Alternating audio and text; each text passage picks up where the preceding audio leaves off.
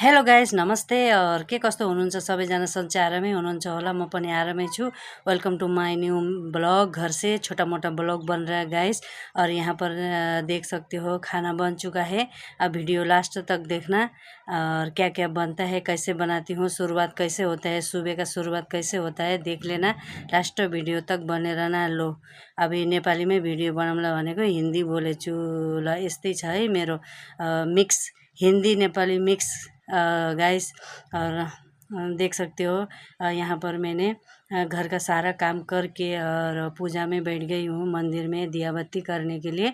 लो फिर से हिंदी बोलेछु है ल है साथीहरु। मैले यहाँ घर झाडु पोछा गरेर नुहाई धुवाई गरेर अनि पूजा पाठ गर्दैछु।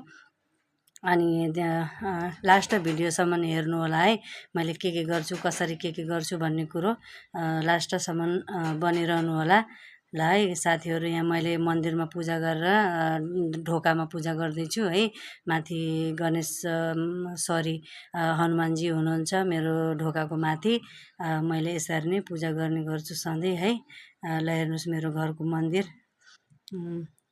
अनि हजुरहरुको के छ खबर, सबैजना सन्चै आरामै हुनुहुन्छ होला, मलाई कमेन्ट गरेर भन्नु होला। मेरो भिडियो कहाँदेखि हेर्दै हुनुहुन्छ यो पनि भन्नु होला है। अनि ल हेर्नुस् यहाँ मेरो पूजा सकिसक्यो।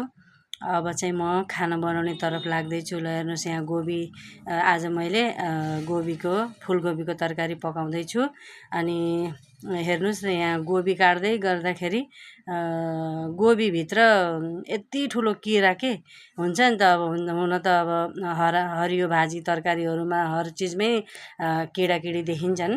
यहाँ काट्दै गरेको थिएँ। अब हेर्दाखेरि त माथिबाट राम्रै हुन्छ है, राम्रै हुन्छ। अन्त भित्र अब के हुन्छ भन्ने कुरो देखिँदैन त्यति। अनि यहाँ काट्दै गर्दा गोबी काट्दै थिएँ, सानो सानो पिस गरेर काट्दै थिएँ। अन्त यति ठुलो किरो देखेँ, मलाई त कस्तो नराम्रो लाग्यो, घिन पनि लाग्यो है।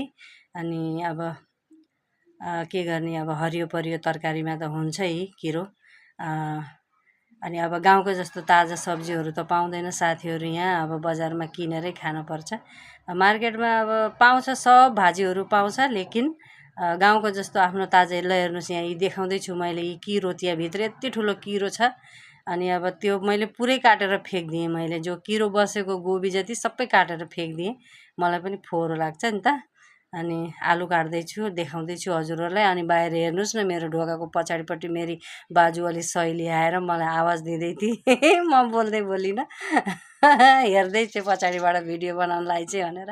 ल हेर्नुहोस् है अनि यहाँ सब्जी गोबी र आलु, फुलगोबी र आलु तरकारी काट्दैछु। अनि अब तरकारी काटेर अनि अब किचनतिर अब खाना पकाउनै पर्यो है। अनि कहाँदेखि हेर्दै हुनुहुन्छ हजुरहरू। ल अब म किचनमा पनि आइसकेँ है। किचनमा आइसकेपछि मैले यहाँ प्याज काट्दैछु, हजुरहरूलाई देखाउँदैछु प्याज काट्दैछु भनेर। अनि है, अनि अब यस्तै हो घरमा अब हाउसवाइफ गृहिणी भइसकेपछि अब घरको सारा काम गरेर अब किचनमा खाना नास्ता सबै थोक गर्नै पर्यो है। हजुरहरूले पनि गर्नुहुन्छ, सबैले गर्नै पर्यो है। अनि गर्मी यस्तो छ साथीहरू, गर्मी भन्नै नपर्ने गर्मी छ, यस्तो गर्मी छ। हजुरहरू कहाँबाट देख्दै हुनुहुन्छ अनि हजुरहरूको गाउँ सहरमा गर्मी छ कि छैन भन्नु होला। अनि यहाँ तरकारी पकाउँदैछु है। अनि चावल पाकिसक्यो, अनि दाल पनि पाकिसक्यो, सिटी लगाएर राखेको छु, दाल फ्राई गर्न छ। अनि यहाँ मैले फुलगोबी र आलु एकदम चरचर भुट्दैछु, अनि हल्दी पनि हालेँ।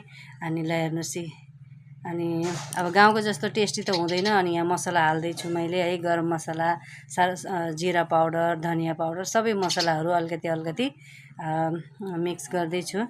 धेरै गर्मीमा धेरै त्यति मसला पनि खाना हुँदैन, ठिकै खानु पर्यो। लेकिन हाम्रो घरमा चाहिँ धेरै मसला खाइन्छ। तेल मसला भन्ने हो भने एकदम कुरै नगर्नु, एकदम पिरो तिखा चाहियो अरे। नुन पनि धेरै टक्क पिरो चाहियो। अब टमाटर हाल्दैछु। ल हेर्नुहोस् यसरी बन्दैछ मेरो खाना। अनि हजुरहरूले कसरी बनाउनुहुन्छ, के पाक्दैछ हजुरहरूको घरमा। अनि मेरो ब्लग चाहिँ डेली बिहान चाहिँ 8 बजे आउँछ है। डेली आउँछ 8 बजे जस्तो बनाउन जानेको हुन्छु त्यस्तै मैले सानो सानो भिडियोहरू बनाएर बिहान 8 बजे करेक्ट 8 बजे मैले अपलोड गर्ने गरेकी छु। अनि ल हेर्नुहोस् यहाँ सब्जी पाक्दैछ। उतातिर दाल फ्राई गर्नको लागि मैले मसला तयार गर्दैछु। प्याज खुर्सानी लसुन सुक्खा मिर्ची हाल्दैछु। अब हजुरहरूले कसरी गर्नुहुन्छ मैले चाहिँ यसरी नै गर्छु। अलिकति प्याज हाल्छु, अलिकति टमाटर पनि हाल्छु, अलिकति लसुन जिरा अनि सुक्खा मिर्चीले झानेपछि एकदम मिठो लाग्छ के। त्यही भएर दाल फ्राई गर्ने तयारी गर्दैछु है साथीहरू। अनि सब्जी एक तरफ सब्जी पाक्दैछ, चावल चाहिँ पाकिसक्यो पहिल्यै। अनि अब दाल फ्राई गर्दैछु।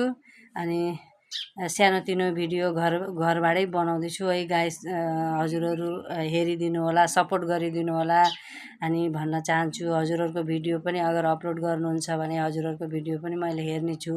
हजुरहरूले एउटा सानो कमेन्ट गरेर जानुभयो भने मेरो आइडीमा आएर त्यही कमेन्टद्वारा हजुरहरूको आइडीमा पनि आएर म हजुरहरूको भिडियो हेरेर सपोर्ट गर्नेछु, लाइक कमेन्ट गर्नेछु, भिडियो हेर्नेछु। त्यसै गरी एक दुसरेको साथ सपोर्ट लिएर अगाडि बढ्नुपर्छ है साथीहरू। मेरो भिडियो हजुरहरूको माझ आइपुग्यो भनेपछि टच गरेर हेरिदिनु होला, पुरा भिडियो हेरिदिनु होला लास्ट भिडियोसम्म है। अनि यहाँ मैले दाल फ्राई गर्दैछु है, टमाटर हालेँ।